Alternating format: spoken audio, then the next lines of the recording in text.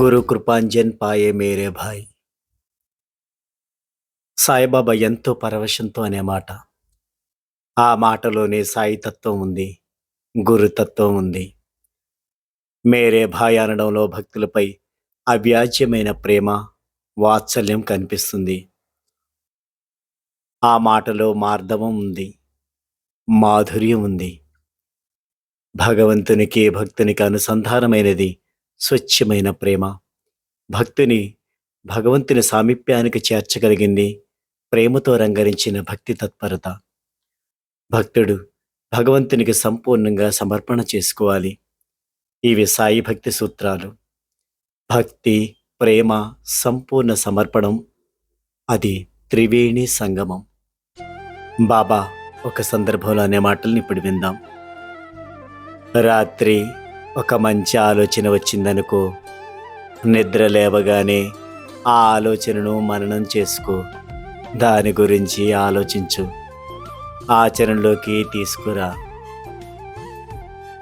అదే జ్ఞానానికి మార్గం, అదే మనశ్శాంతినిస్తుంది. ఈ సూక్తిని ఆచరణలో పెట్టాలనుకున్నాడు హేమడ్ పంత్.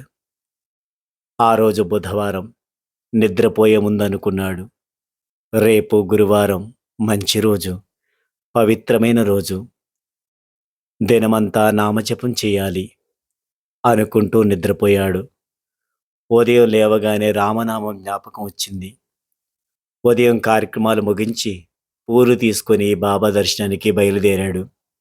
దీక్షిత్వాడ దాటి బూటివాడ సమీపిస్తూ ఉండగా ఒక కమ్మని పాట వినిపించింది.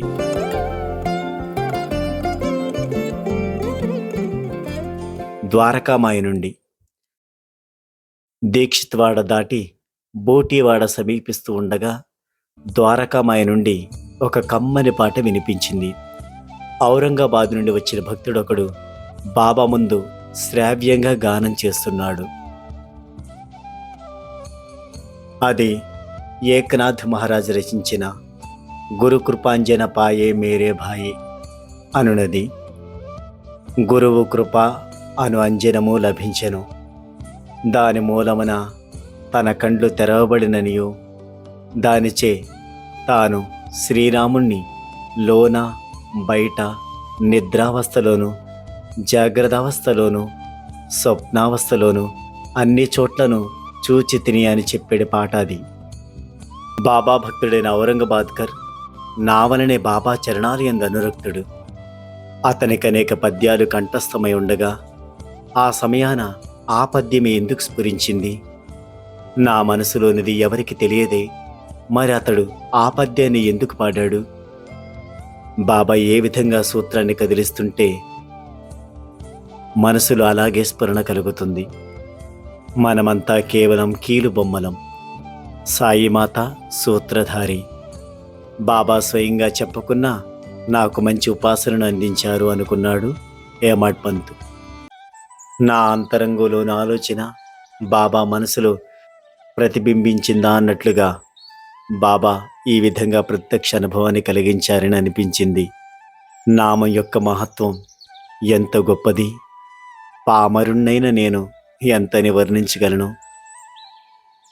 అనుకున్నాడు హేమడ్ పంత్. ఈ సంఘటన బట్టి తను రామనామం చెప్పించాలని మనసులో అనుకోవడం, అదే సమయంలో ద్వారకామాయి నుండి అదే రాముని పాట వినిపించడం, మరిది బాబా చేసిన ఏర్పాటు కదా. జై సాయిరామ్.